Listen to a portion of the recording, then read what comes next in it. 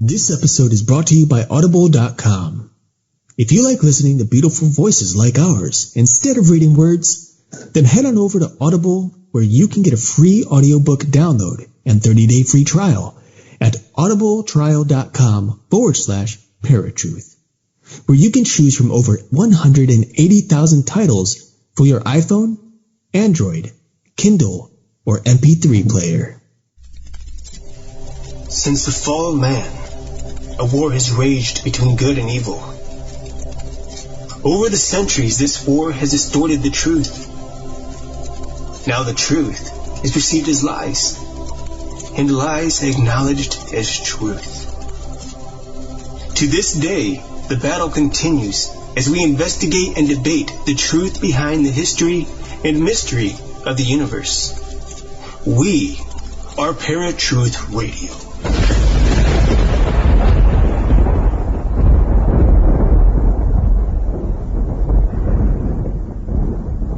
What's up, folks? Welcome to Paratruth Radio. My name is Eric. And I am Justin.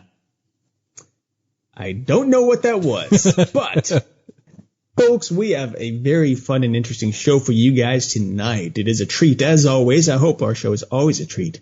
But nonetheless, interesting stuff. New topic, similar but different, because we've talked about the power of prayer in the past, and that's something we're going to discuss a little bit later coming up here. But it's been an interesting week.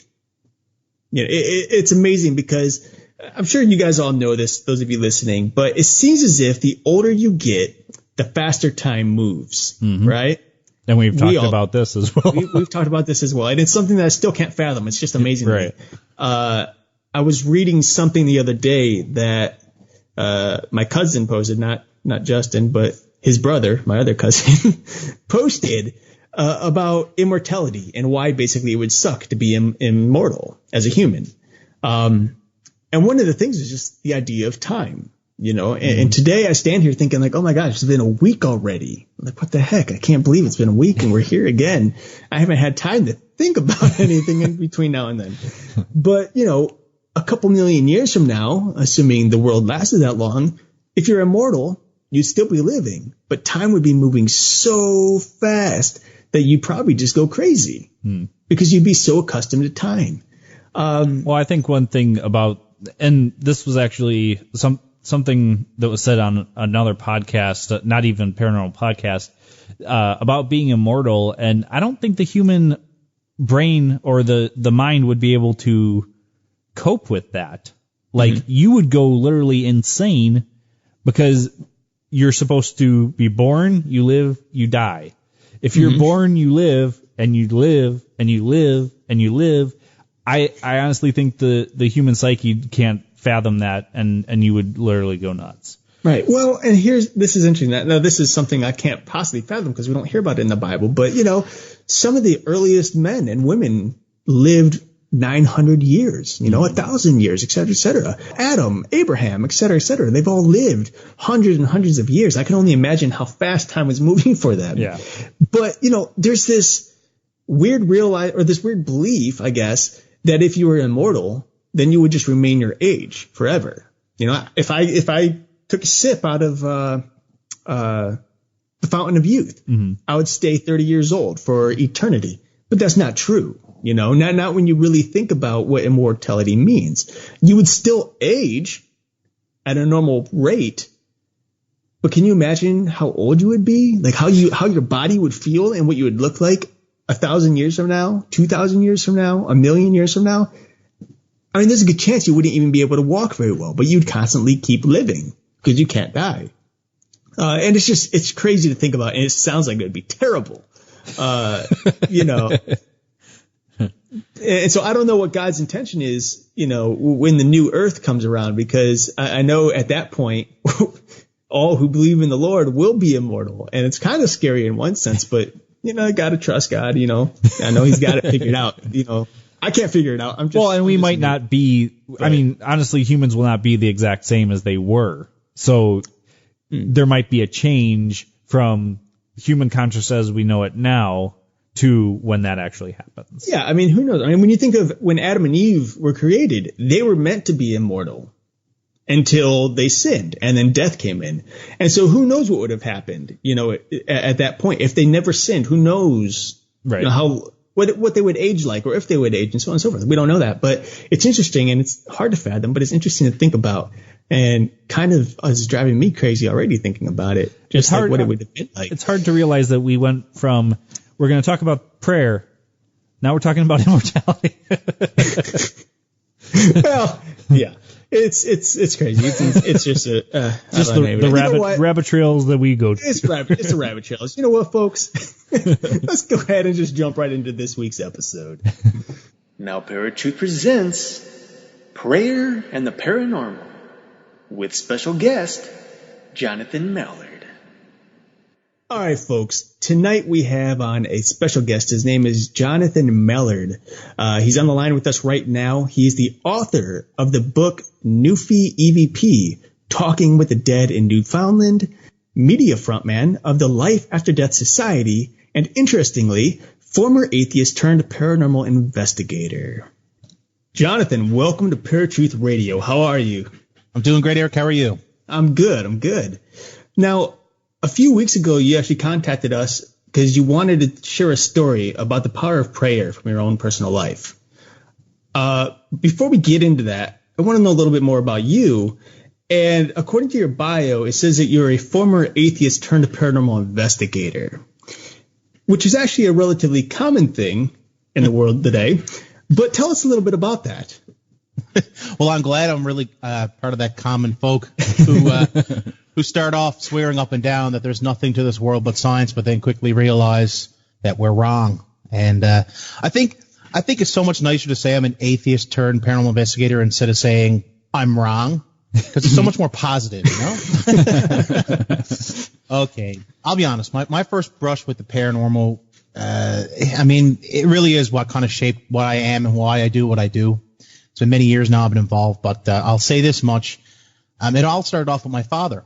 So if you want to know a little bit more about me and how I became a paranormal investigator, author, podcaster, and God knows what else I'm going to be next month, it does start with him. It does start with him. My dad is a devout Christian, has been for many years, and his story is something I think just anybody who's been touched by cancer can really relate to. He was diagnosed in 2009. And it was not a good prognosis. It was 4th stage renal. He also had some polyps in his kidney. It wasn't good. He went in for a surgery, had the kidney removed, and then began chemotherapy, of course. Mm-hmm. Anybody with 4th stage renal cancer is going to tell you that's not good. Right. I hate to laugh when I say that, but I gotta laugh because this has a happy ending. Yeah. But Dad is he's the first brush of paranormal I've ever had because, well, he's diagnosed back in 2009, and he was over to my house earlier today, and we were complaining about how bad the Detroit Red Wings are doing this year. So, he's alive and kicking. He's the longest surviving person on his type of chemotherapy now in Newfoundland, which is eastern Canada, as east you can go. You guys officially have been heard now on the across Canada now, because I'm in St. John's, by the way. But Dad is still alive and kicking, and I know there's more to it than just his chemo regimen. In fact, the doctors are absolutely stunned. They don't understand it. They can't explain why someone who didn't go through radiation has tumors that actually shrink. But we all know how. I know how. And it's something that really it's really intertwined into a lot of the things I do, but it's got a lot to do with what prayer actually is, and that's intent. When you're praying, you're intending. You're releasing. Maybe you're taking in. It's that vehicle that makes Dad different. He is very big on prayer. Very big on prayer. This is the kind of guy who has a Curcio group. This is the kind of guy who goes to church a couple times a week. He's very devout. And what can I say? As an atheist, I had written him off, and he proved me wrong, and continues to prove me wrong. And I think after seeing him just make all the doctors make their head spin, I kind of realized, wow, there's something to this prayer thing. There's something to this. Oh, my God, my dad is my first brush with the paranormal. So when it came time for a friend of mine to say, hey, let's go ghost hunting, I was like, Yeah, we should totally do that. Suddenly I wasn't as closed-minded, which is just a wonderful story. Here I am now, many years later, 8 years now. Wow, that's a long time. And can honestly tell you that when I go to my grave, I know there's something. There's something out there. Right. And I might be one of those level-headed guys in the field who actually might be able to give you, shall we say, more concise evidence and data towards it. And the moment I say data instead of evidence, a lot of people go, oh, thank God. Because realistically, my father shouldn't be here. Right. He shouldn't be here, but he is. So how do you explain that? Right. I think you're the first guy I've ever heard of that claims that the power of prayer brought him to the paranormal. Like, weird, I mean, eh? it's, when you think of a God, a almighty God, and how prayer works and all that, in a sense, it's paranormal or supernatural, but nobody like really associates that with paranormal because paranormal has become such a broad term now. So I think that's kind of interesting that it brought you to the paranormal, which actually it was actually the opposite for Eric and I. Both of us had lost our faith when we started in the paranormal, and it was the paranormal that brought us back to faith after we had started. What? A faith based around someone who can walk on water, is a telepath that can heal the dead and raise the dead, is paranormal? Never. Praise the Lord. I'll say this though. It's different view. It's a different view for me because I don't thump on a Bible and I don't thump on a physics book. I put them both down and say, I think you guys have a lot right, but you might have a few things wrong. Okay, I put them both down. And I look at, my father's a great example. I stripped away the religion from what's going on with them. And no, there's something spiritual going on there. And that's something really beautiful that me and him have now because, no, I still don't go to church on Sundays, but I've become a spiritual person. I now embrace the idea that you could be from any religion. And everyone say is okay. It's okay to have those views. And it's an open-minded thing for sure, but it's certainly changed my life. Big time. Big time changed my life. Maybe someday I'll go all the way Christian. Maybe someday it'll happen. But I'll say this. I'm open to the idea. And there's so many things within science that actually lends to the idea that there's a creator. Mm-hmm. And that's something that a lot of people don't talk about because, let's face it, unless you have a really deep, background knowledge about every little tiny piece of, mechanics, we'll say, behind the things that's going on, it's awfully hard to just say, God created this, but he didn't create that. Mm-hmm. Right. It's so hard to be in that middle person. I'm on a teeter-totter. I'm either very wishy-washy or very open-minded on the subject. So maybe I'm not the most popular person to talk to at a party. Well, I think that's good, though, that, you come for both sides, which is kind of my perspective. I do view myself as a Christian, but I look at both the mainstream view and what I've read in the Bible and come up with my own opinion of stuff. Like you said, and we've said this a couple of times on the show, that science is actually showing that there is more sense that there is a God than there isn't, especially when you get into quantum physics. Absolutely. How about just the creation of the universe itself? Right. Like one of my favorite analogies, I heard this, I can't really remember who I heard it from. It might have actually been from my dad. So this is a quote just from him. He's like, John, you realize if something on this planet had weighed, just one more gram than what it was, if one more molecule had existed, everything on the planet would be completely different than what it is right now. It's like, well, yeah, he said, so if it all came from an explosion, what that basically means is that everything on this planet and how not just the, matter itself and the atoms and whatever makes up matter, it's also the mechanics of matter and also how their forces work, the four fundamental forces work, was all created inside an explosion. Okay, or implosion, whatever way you want to look at it. And a lot of people jump on that and say, well, we blow things up all the time and we don't create forces. Yes. And here's a really fun part. What is the most probably common thing the scientific method has to have happen? Whatever it is, it has to be recreatable, doesn't it? Right. Right. Gentlemen, how many Big Bangs have there been? One that we know of. The idea that an explosion put all this in spin is a great idea, especially with, you can see the universe expanding and stuff like that. I know there was a Big Bang, but it may have been a controlled explosion.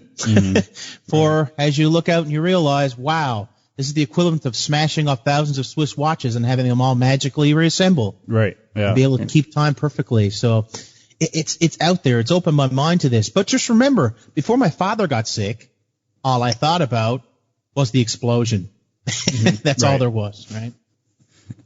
Well, and it's interesting too because we've talked with a lot of scientists on the show over the years, and those that are considered secular scientists, the one who don't believe in God but believe in this, have this in the box thinking where the only thing that's real is what can actually be physically tested, and they all say the same thing, that the universe began with a single atom, and we constantly ask the question, well, if nothing existed but that atom, where did the atom come from?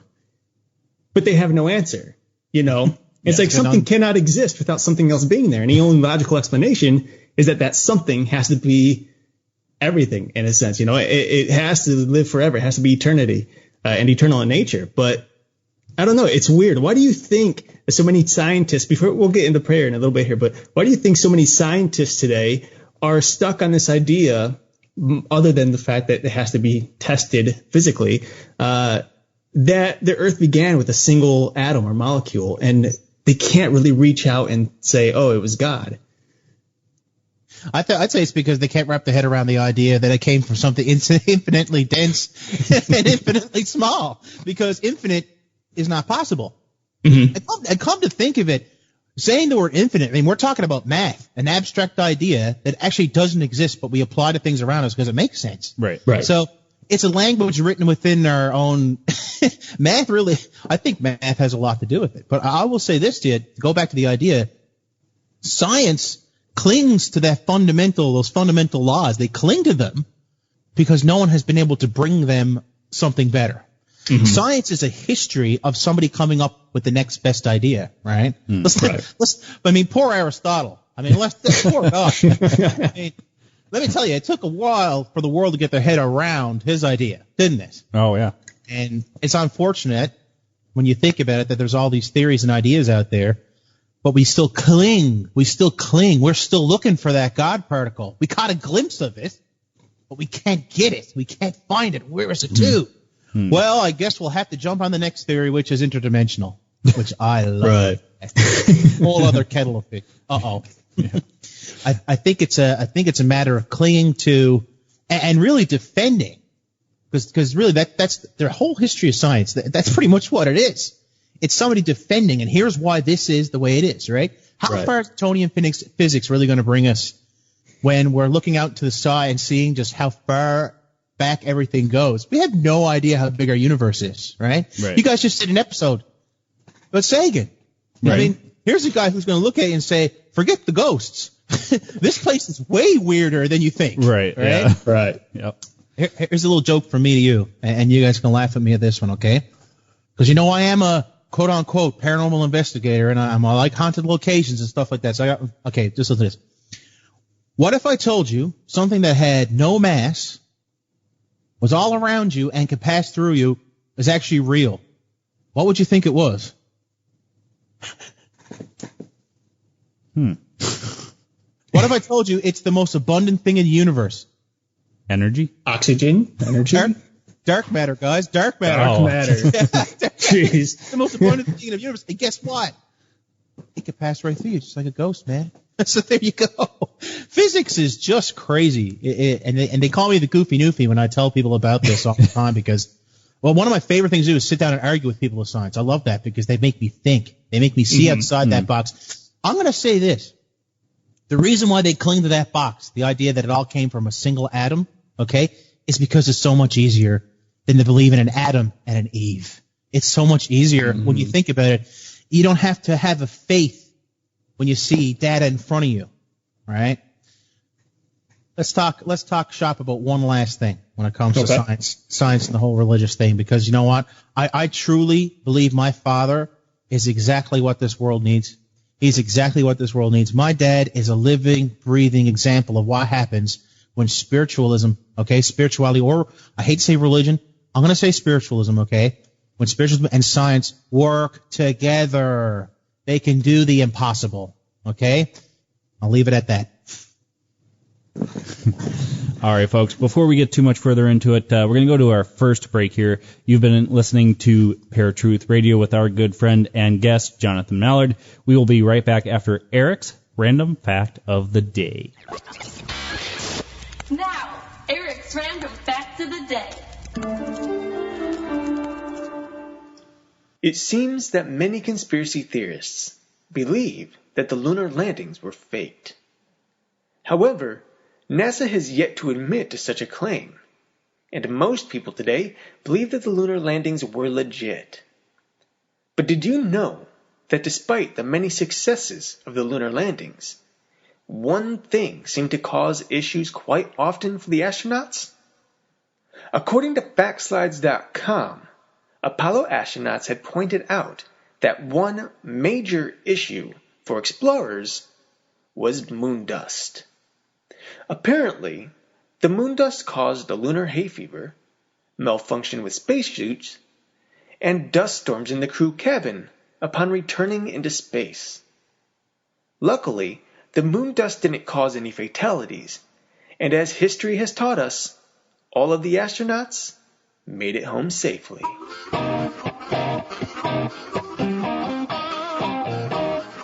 This was Eric's Random Fact of the Day.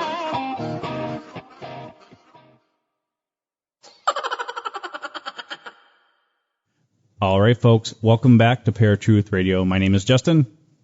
And I'm Eric. And we're talking to Jon Mallard about the power of prayer and how it saved his dad's life. Now, John, one thing you said just before break was that if religion or spiritualism came together with science, it would be a bright new world. And I've thought that a long time. I mean, science is trying to explain the way things go. Coming from a Christian view, the Bible is trying to explain how things came about, and they battle with each other, but at the same time, they're both doing the exact same thing. So, in your opinion, if people just sat down, looked at both sides of it, do you think they would come to a rational understanding, or do you think it would just be bickering back and forth? See, the problem is, but there shouldn't be two sides. This is the problem. Oh, right. It should be an open mind to both, right? We're confrontational. One of my favorite books of all time, Deepak Chopra, Derek Mlodinow, War of the Worldviews. Just a wonderful book. If you guys ever read that book, you're going to love it. Because you're going to have a guy who, I believe he may have actually studied under Sagan, now that I think about it, Mlodinow. Not totally sure, but anyway. They had those confrontations, and they talk about those things, right? And the tough questions, man. Deepak says, scientific method defeats itself many, many times, right? And then it's the guy, man of science, Mlodinow, says, well, there's a little girl who's going to die of cancer tomorrow. Did she not pray hard enough? So there's that debate back and forth, right? But see, here's the beautiful thing about it, right? When I look at my father and I see just the road he's been down now for many years and fighting and fighting and fighting, he's had both working for him, right? He's had the power of prayer and he's had the power of chemotherapy. He's had both, right? If we put these people in a room and let them argue it out, I hate to say it, but I can just see people shouting at each other, well, you created the atomic bomb and it wiped out Hiroshima. Yeah, well, you had the Crusades. Kill anybody lately? I can see it now. I can see it, right? Yeah. But I tell you, I really hope there's a Jon Mallard in the middle. I'm going to be like, okay, guys, I'm blowing the whistle on this. Time out. Yeah. We have got to start working together. That's what's missing. It's not the fact that people don't agree with each other. It's that maybe we could help each other, right? Right. Guys, there's no doubt in my mind there was a Big Bang. It's there. The evidence is there. But you know what? I don't think it was by itself. There's something more to it, right? Absolutely. Well, now let's go ahead and get into some prayer a bit. Now, this actually ties up a little bit with science because several months ago we had a guest on and we were talking about prayer. And we were discussing how a study that was taken to see if prayer actually worked. And so they had a number of, like a group of people, 2 groups set up, and they would go in and pray over plants. Half of them would pray over plants. The other half would just water a plant as normal. And they wanted to see which one would grow faster and stronger based on, what the 2 groups are doing. And it wasn't really conclusive, but they claimed that some of the plants that were being prayed over grew faster and stronger than the ones that weren't. Now, whether or not you can actually, this is kind of weird because I don't know if you can actually test prayer per se. Measure it, yeah. Yeah, you can't measure prayer. And according to Scripture, it's kind of like testing God. And I read the Bible all the time, and it's very specific in that we shouldn't put God to the test for whatever reason.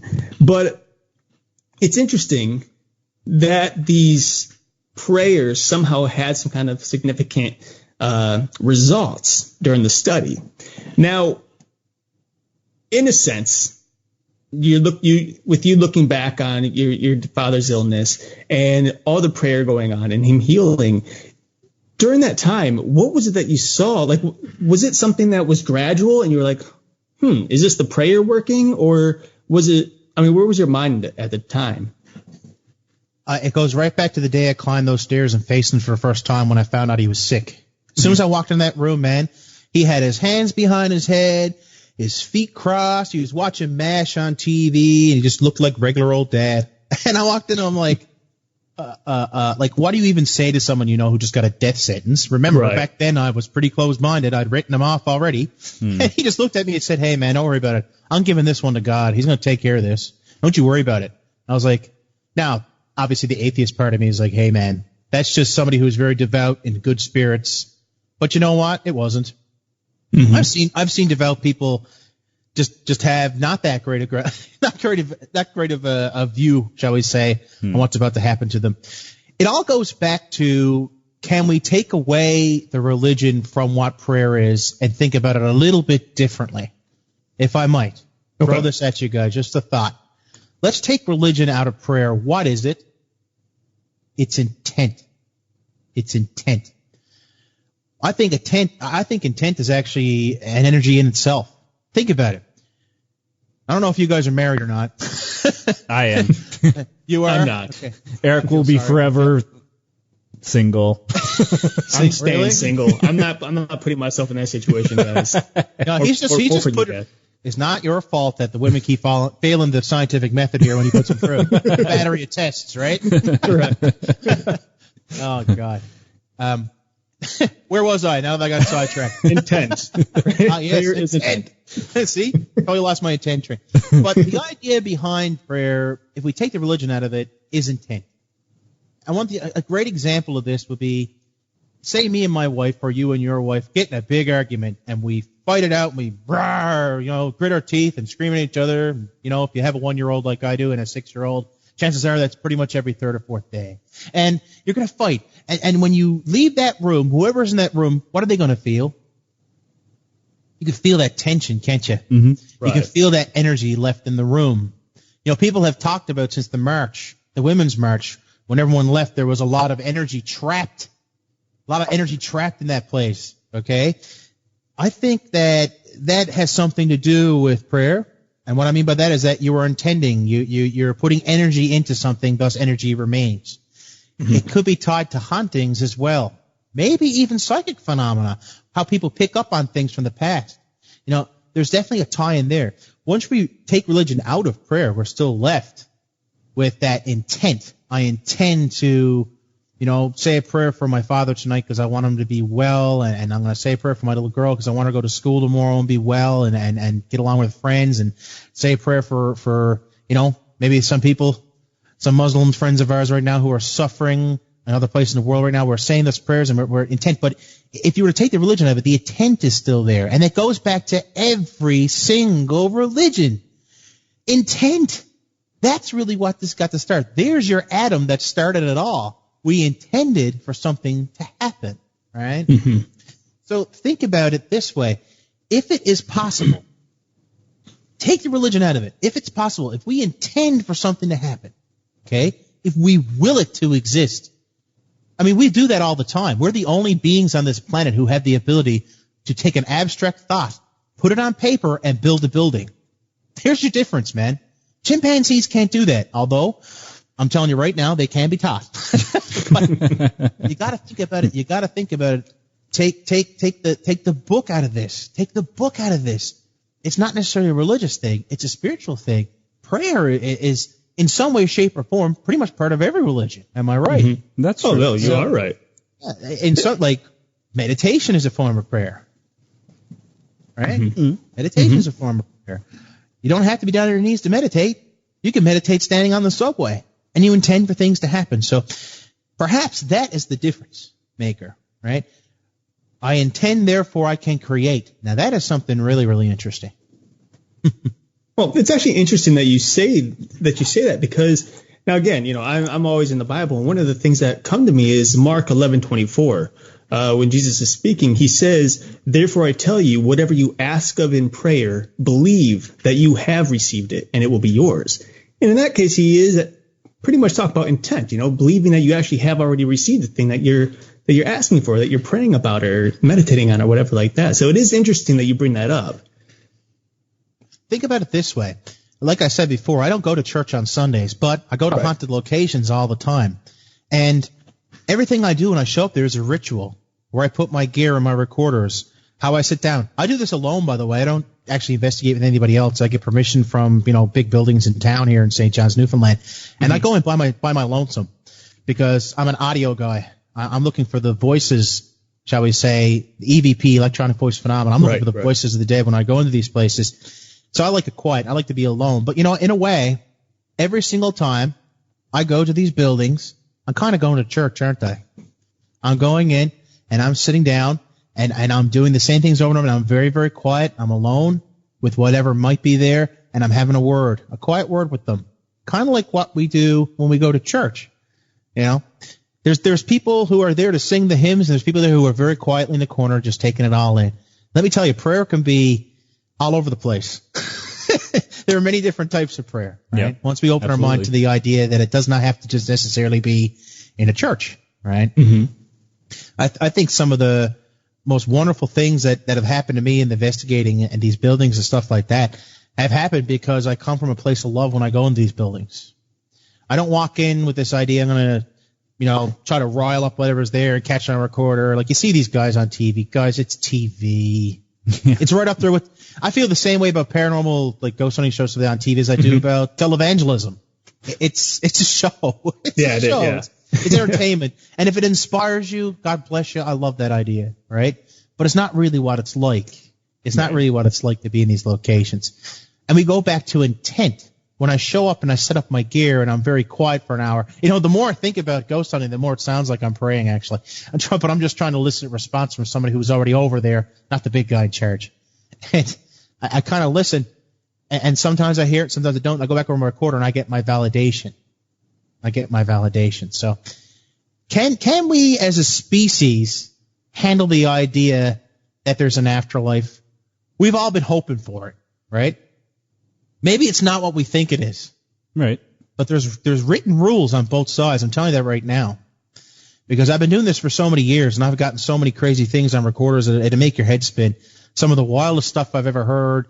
And we're not just talking your average run-of-the-mill stuff like my name being said. We're talking like actually intelligent communication going on. Mm-hmm. And one thing I'll tell you, and this is the honest truth, I have never had a spirit say to me, there's a heaven, there's a God, it's all real.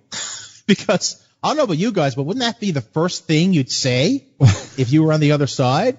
It's all real. It's all there. Like kind of like Harrison Ford telling everybody about the Jedi and The Force Awakens. It's all real. The Jedi, it's all there. Right? It's but they don't do that. And the reason I personally believe is because they kind of ruined the ending of the movie for us if they did. Right. That's what I was going to say. They kind of ruined it. They may not be allowed to do that if it's human spirits coming through.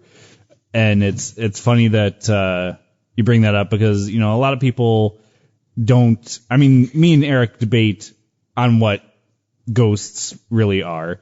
And,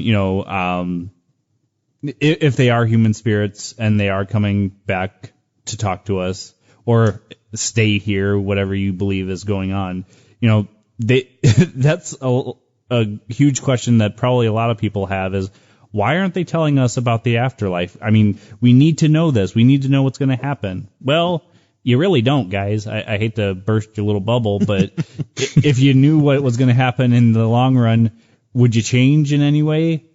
My guess is probably no. But, you know, a lot of, again, coming from the Christian standpoint where you believe in a heaven and in a hell, you know, and the world has become so much far difference of evil and good nowadays than it was, I'd say, even 100 years ago. Yeah, it's not. There's definitely gray now, and that comes from religion pretty much giving way to science, in my opinion. Science has pretty much slaughtered religion at this point. Pretty much slaughtered it. It's taken it out of mainstream. I mean, I'm telling you, this is the truth. I've gone on to make my paranormal show as big as I can make it. I'm out putting the groups and stuff like that. And no matter how many groups I put it in, small listenership. Right. But the moment I have an episode like that says skeptic on it or atheist or anything like that, 5 times the listenership, because that's what we're to right now. We're in an information age now, and people, what's the most written thing on the planet right now, unfortunately, is not the Bible. It's science. It's science, and it's entertainment, and it's TV, and it's everything that's thrown at us constantly, right? How many sports channels are there? Too many. Like 150 million. There's a lot. I can watch my beloved Detroit Red Wings lose in 17 different time zones now, right? How many stations are there on spirituality? 1, 2. Yeah. Oprah's, but she won't even call it that. She'll call it the Oprah Winfrey Network and have on every major religious speaker. You know what I mean? It's a transition from spiritualism that's been going on for a long, long time. But here's the fun part. People are still craving more knowledge. And the farther they go, the more they ask why. If you keep asking why, eventually, no matter what scientific text it is, it will go to one answer. I just don't know. So, there you go. You can have faith in science if you'd like to. You can have faith in whatever religion you want to if you want to. I'd like to have faith in both. I think they both have a lot right and a few things wrong. And they might want to interchange a few things. But once again, that's a debate for another night. I'm glad I got to do this. I hope I threw you guys for a loop tonight. I really do, because on my shows and stuff I've been on before, I've had people say, man, you're like the hardest interview ever because you're not one way or the other. We got to be open-minded to both. And it's tough to talk like that. It's exhausting to talk like that. And that's why I'm not the most popular guy at the party, like I said earlier. Well, I think that's why people have a hard time getting into our show, is because we come from both perspectives. And I mean, I've voiced this in the group that we're all in, that, I've been to where I'm not voicing my opinion, and I think people are confused by that. So that's why I had talked to Eric, and I'm like, dude, we have to make it the core perspective that we thought of in the first place and go from both perspectives. That's right. And I think that's important, because you can learn from both perspectives, and both perspectives aren't necessarily right or wrong. And people have a tendency to right away say, well, either science can explain it or it doesn't exist, or it's all God's doing. Get over it. Those two mindsets are absolutely detrimental. Yeah, they don't help in any way or the other. They're just They don't. I mentioned earlier the idea that right now, somewhere in the world, there's a little girl, a little boy who's dying with a terminal illness, and no matter how much they pray, God is not going to save them. But who's going to give them peace in their final moments? Who comes to the bedside and gives them that peace? Their parents. They're a wreck too, right? And I always say that on these shows because I know right away that tugs at people's heartstrings, because they know I'm right. They know I'm right there. There's a disconnect there. What is it? It's because we only have a set amount of time on this planet, no matter who you are. I got some bad news for you. I hate to tell you guys, but I got to tell you something, and like everyone at home is going to know this too, and it's probably going to break a few hearts, but did you know everybody who's talking to each other right now is going to be dead someday? Oh God, no, I didn't know that. I thought Yeah. we were all You're gonna immortal. die. Ruined me tonight, man. Dude, and you know what's really crazy? Nobody can tell me 100% for sure what happens to me when I die. Mm-hmm. No one can. They can only give me examples of either there's a heaven, there's a hell, or somewhere in between. Purgatory is an interesting idea. It is. Maybe that's where all these ghosts are hanging out. That's something I heard Could a be. lot before. Yeah, heard that before too. There's one problem though. A lot of them are quite happy where they're too. I've gotten EVPs that say that. You know, how are things? Yeah, not bad. How are you? You know, like straight up.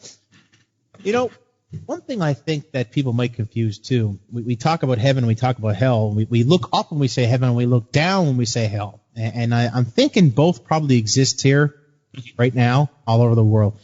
So once again, cherry pick an idea that I just love when it comes to the paranormal. You know, one thing we're missing is an explanation to a lot of these phenomena. If anybody asked me, do you believe in ghosts, I'd say no. That might sound strange because I'm a paranormal investigator. I'm an author of a book on electronic voice phenomena. I don't necessarily believe in ghosts. I believe in paranormal phenomena. I believe in the idea that we can capture voices. I believe in the idea that there may be poltergeist activity. As for what a ghost is, I have absolutely no idea. But one theory I love, and if you ever want to hear a guy talk about that theory at length, I really recommend looking up a guy named Thomas Fusco. Really smart cat. At least once a year, he has interaction with me on Facebook, and it's always very insightful. And I'm going to say this. He talks a little bit in his book, actually at length in his book, I should say, about the idea that there's an extra dimension of space around us that we're not aware of. That we actually don't have a 3D plus time world. We've got a 4D plus time world, or maybe a 10D. Who knows? And in these extra dimensions of space, maybe where these beings are, they might be you in another extra dimension. They might be something else. See, we very rarely see what we would call the ghost, but sometimes we capture, shall we say, their voices or their footsteps or doors closing. Mm-hmm. We don't see the phenomena taking place, but we hear it. So this entity is in this other dimension, and all we get is the sound. This is something that I think might actually be very truthful as an explanation of what electronic voice phenomena actually is, right? Mm-hmm. This is something that's very near and dear to my heart because, well, I had to look at it from the atheist point of view when I first started all this because, you know, as I'm always rooting for my dad. Don't get me wrong. And I'm always rooting for the Christian team now, too. I'm going to admit that. I mean, there's more to it than Christmas, although a lot of us refuse to accept anything else. I'm going to say to you right now that there's something to you. There's something very special about you, right? There's something very special. There's something that separates you from every other creature on this planet, and it's in your head, whatever that is. And when you're dead, I think a little bit of that does survive. I think it does kick around. Not all of it, though. I think you're missing a lot of it. I think you're missing a lot of your emotions. I think you're missing a lot of stuff. But you get to keep things, like your favorite color. I think you get to keep your favorite color. That might sound a little ludicrous right now, but you guys should really read my book and actually hear about some of the stuff I caught. You're talking about dimensions, and, you know, some will call it planes or different planes of existence. And in that case, it's like, in a sense, it's like multiple Earths on top of one another. So, like, the plane that we're on is very similar to another plane, but it's a spiritual plane, and that plane would be similar to some other plane.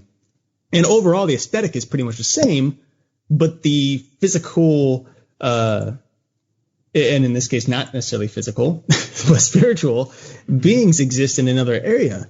And what's interesting is when we do, like, think of audio waves, for example. Audio waves or sound waves are capable of penetrating rock and soil and so on and so forth.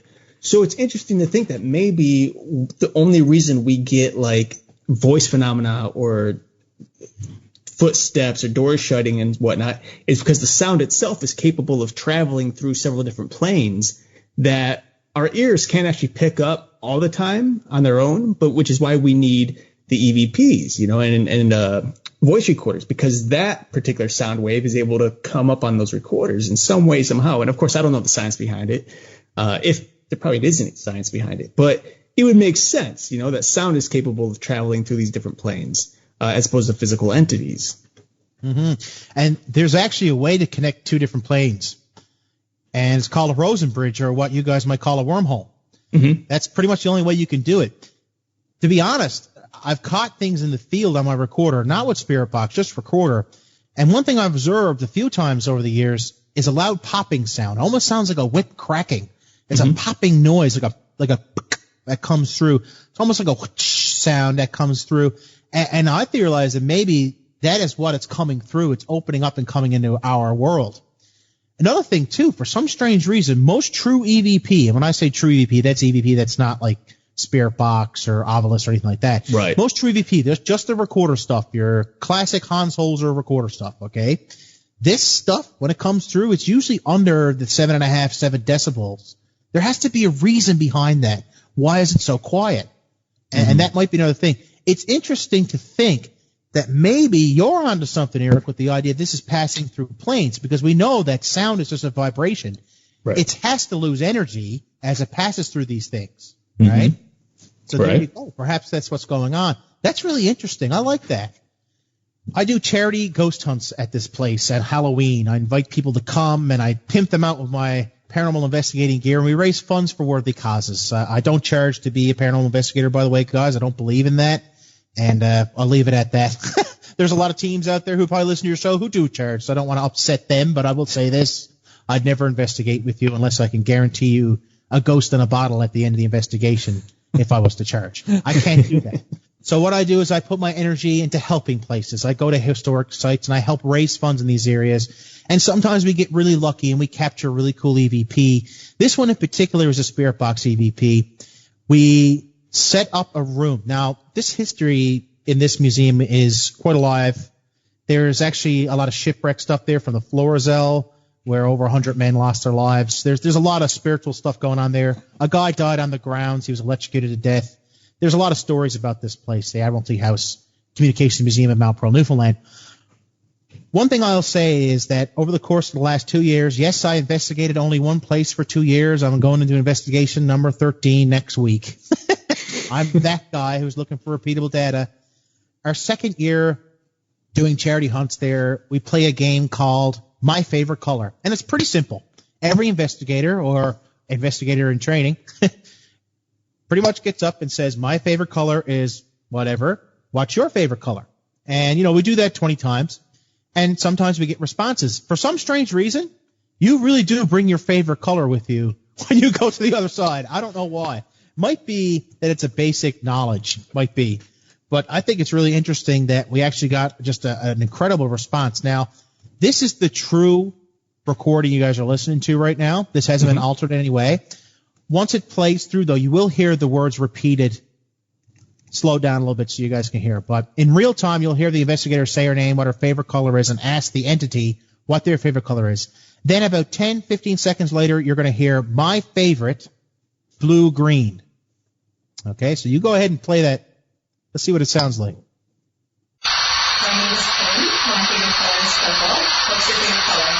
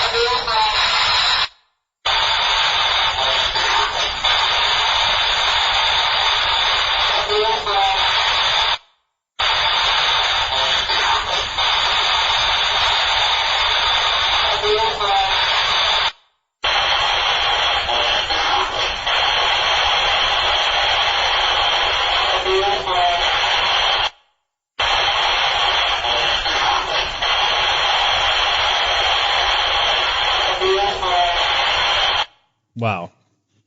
Yeah. That's really interesting. I'm sorry. Yeah. One thing that's interesting, and maybe you can shed some light, or at least in your own opinion, but some of these ghost shows that we see on TV, and of course some paranormal investigators that we know, they claim that the spirit that is speaking through the ghost box, it's usually its own voice instead of manipulating the frequencies to come up with a voice. And so many times we'll hear like, oh, that was a woman's voice. Oh my gosh, that was the same woman's voice. And then you keep repeating stuff and they'll be like, oh, it's the same ghost. But here, and correct me if I'm wrong, but it sounded like the first half was almost male voice and then the second half was female. So at which point I'm coming out and saying, based on a number of evidence from past and this included, is that if indeed a spirit is using the ghost box and using these frequencies to speak, then it's not actually its own voice coming through, but it's just manipulating the frequencies. Hence the reason we have two different tones in this case. Unless you think maybe it is just two ghosts working together trying to get the answer out. But, I mean... Deeper down the rabbit hole we go, Eric. Deeper down the rabbit hole. I love it. We did ghost box sessions when we had our group, and I mean, there was a couple of things that, raised the question, is this really what we're hearing? And then most of the time it was just, constant radio chatter. Wasn't anything answering what we were saying.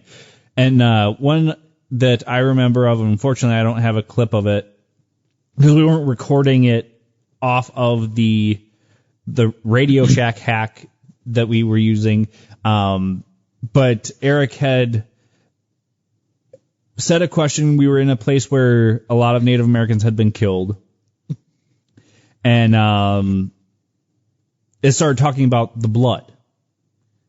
And I think we had a hard time trying to work it all out, because it wasn't a direct answer to our question, but in a sense it was. So it's hard to work with a ghost box or Radio Shack hack, whatever you want to call it. And there are a lot of ghost hunters now that will just blow it off. But I think it is a good tool when you're going in this field, and especially starting out in this field, because you're not going to catch that 100% bam, EVP, there it is. I have the proof that there's ghosts and there's life after death. You could have all of the EVPs in the world, folks, but just some voice on a recording is not the smoking gun, as Don Zagutis said last week. You have to have a lot more scientific proof than just a recording on a recorder. I mean, truthfully. So I'm going to backpedal a little tiny bit back to what Eric asked earlier about the two different voices you're hearing. Mm-hmm. Okay? So let's talk shop about what we just got. This is not EVP. This is instrumental transcommunication. Right. In other words, obviously it has to use the piece of equipment to speak to it.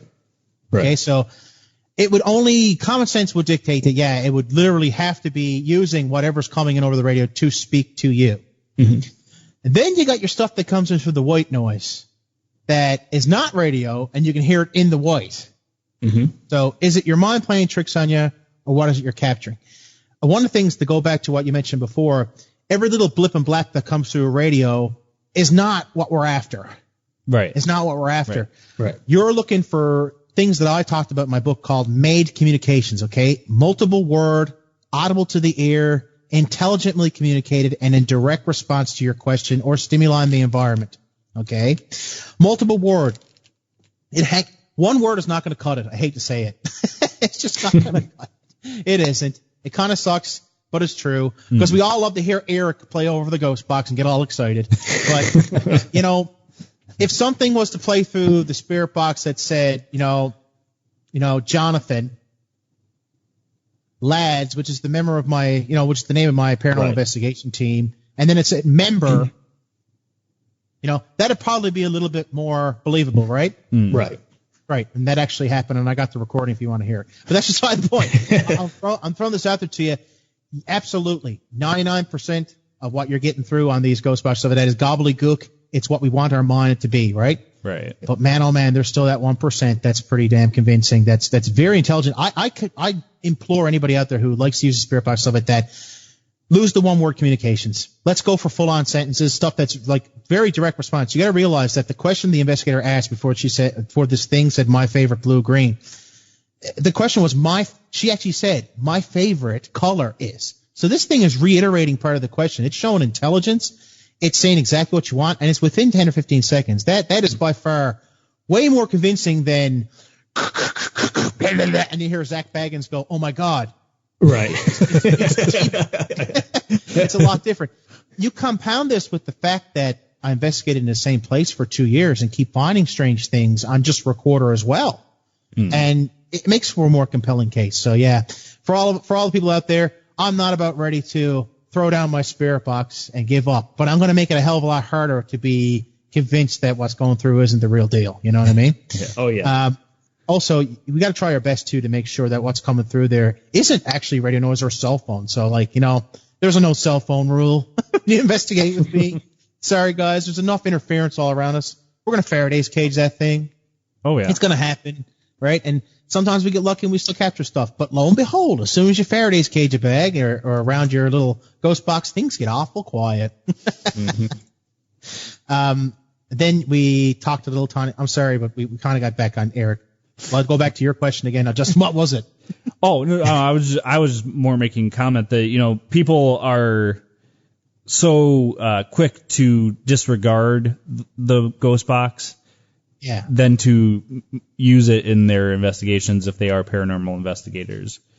I think I blame two things. I blame first because it was so I can't even say it is because it's not even that popular anymore on TV, but it was so popular on TV that people were like, it has to be fake.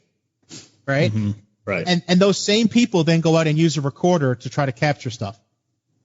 Yeah. Like, where's the logic in that? Think about that for a second. Right.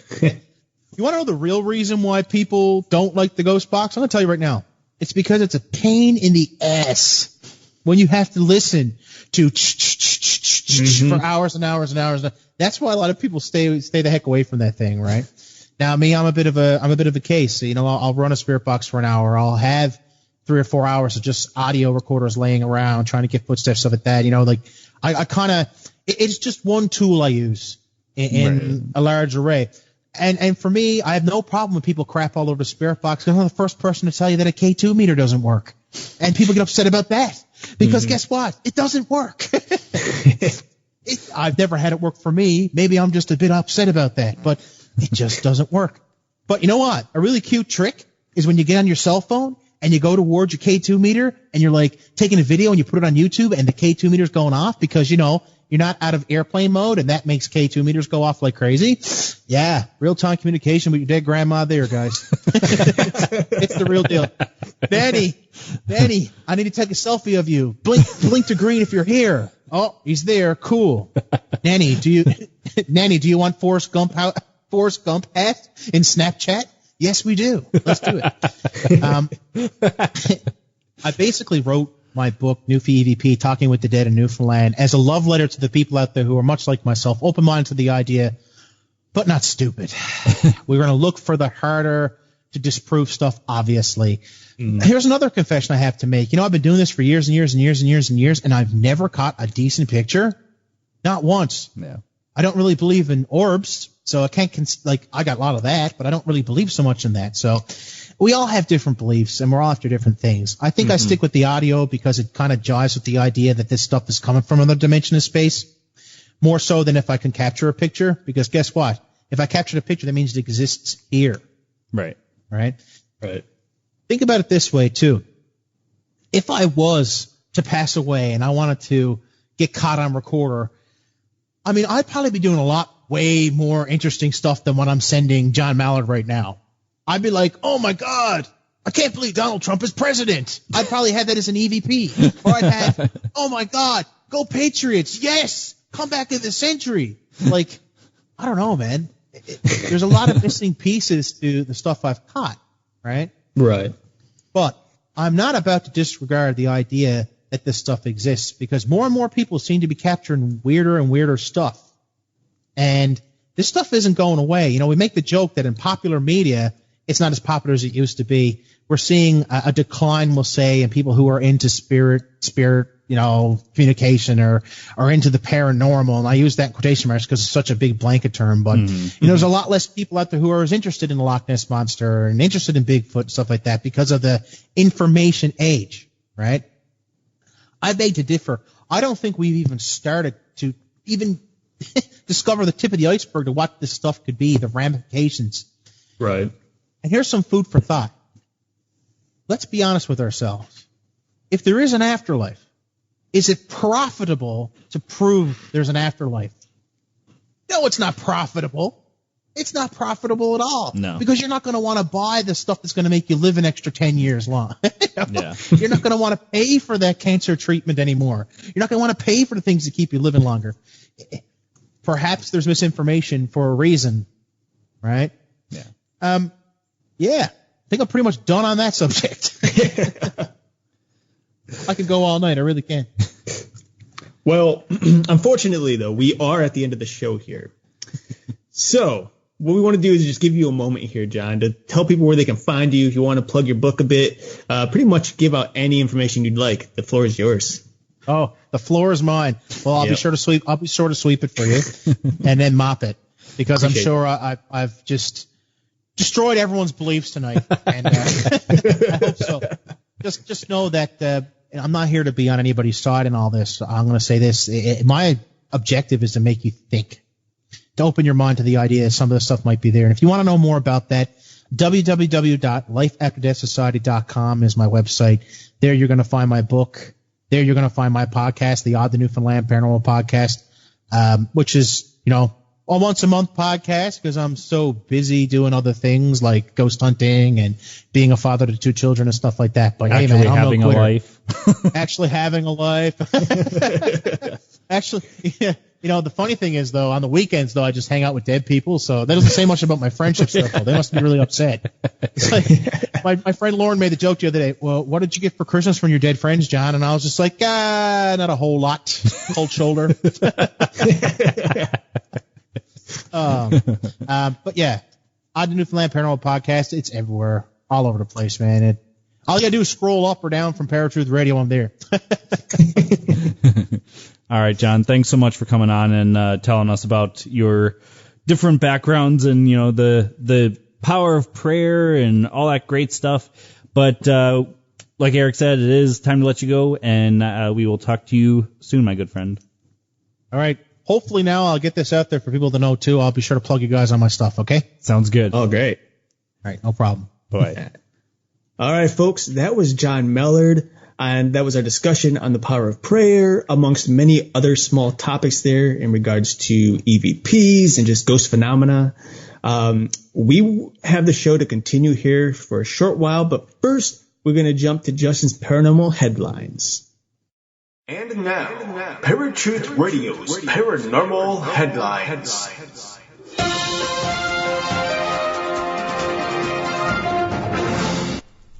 How's it going, Parafans? Justin here with your paranormal headlines, and these headlines are from unexplainedmysteries.com. New device turns pollution into printing ink. Known as Kalink, the remarkable invention is designed to help tackle air pollution problems in Asia. Developed by Indian MIT spin-off company Gravinki Labs, the device can be retrofitted to the exhaust of any existing vehicle and can capture up to 93% of the emitted pollution. Exactly how it works, however, remains a closely guarded secret. Our device is designed as a clever fusion of electronic sensors, mechanical actuators, and a collection system, said company co-founder Anirudh Sharma. It is retrofitted to the exhaust pipe of vehicles and mounts through a triangulated screw clamp set. If it proves a success, the device, which takes 45 minutes of exhaust filtering to produce a single ounce of ink, could prove an invaluable tool for reducing pollution in large cities. It is also set to offer an inexpensive, high-quality alternative to regular ink brands. Gorilla-shaped Cheeto has sold for $99,900. A Cheeto shaped like Harambe, the primate shot at Cincinnati Zoo, has sold in an online auction. It seems that people will buy just about anything these days, as evidenced by the 132 bids on an eBay auction for a Cheeto this week, which ultimately sold for an absurd $99,900. The auction had been listed several times before and ended with no bids, but when the sale unexpectedly went viral online on Sunday, the number of prospective buyers shot up. The Cheeto is allegedly shaped like Harambe, a silverback gorilla, which was sadly put down at Cincinnati Zoo last year after a small child fell into the enclosure. The sale of the snack has since prompted an influx of auctions for other Cheetos shaped like everything from Superman to Donald Trump. Whether any of them will fetch as much as Harambe Cheeto, however, remains to be seen. And this has been Justin with your Paranormal Headlines. This was a segment of Paratruth Radio's Paranormal Headlines.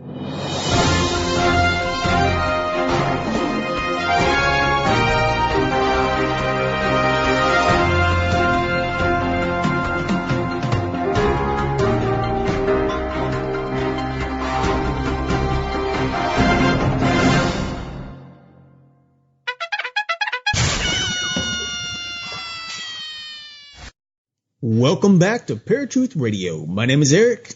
And I'm Justin. And again, we had just gotten off the line with Jon Mallard, where we spoke about the power of prayer amongst many other paranormal topics. It was an interesting show. A fun show, to say the least. Yeah. You know, I mean, don't get me wrong, folks. All of our shows are fun. Yeah. But I think the reason you hear Justin and I say that so often is because we tend to have some stressful weeks from time to time. And so sitting down for an hour or so talking with somebody about the paranormal, just relaxing is really nice, which is, in case you're ever wondering why we constantly say that show was fun or why it was good or this or that, that's the reason. It's a nice break from the rest of life. But and I hope it is for everybody else as well. Yeah, absolutely. Power of prayer. Interesting conversation. You know, we had said over break, we were talking over break, and you had said you weren't sure where it was going to go. Just a conversation in general, you know, which is often what we come across with certain episodes, especially with not John, but you know, other guests that we've had on who we don't or other know topics that we do by ourselves. You know, some of the guests that we have on we're meeting for the very first time. We've never spoken to before, other than like an email here and there. Yeah. And so we're always curious as to just exactly how the show's going to go and whether or not something's going to be too controversial, like a question or an answer, or a response, so on and so forth. But yeah, you know, the power of prayer. We had. Those of you who've been tuning in for a while now, you know that we've covered prayer before in the past. And so we are curious as to what we can make new today or tonight on this episode. And it was fresh. It was a fresh topic, fresh discussion. You know, it was really nice to get into what we got into. You know? And I know not everyone out there is like, oh, I agree with John or I agree with Eric and Justin. But, you know, it's interesting to think about. And we've said this on the show before. It's very important to have an open mind, and not to say that anything you hear on the show has to be the answer. Right. Because, you know, I'm open to hearing about everything. I don't agree with half the stuff we talk about, you know, whether it's with guests or things that Justin says. And you know that because I voice my opinion on it usually.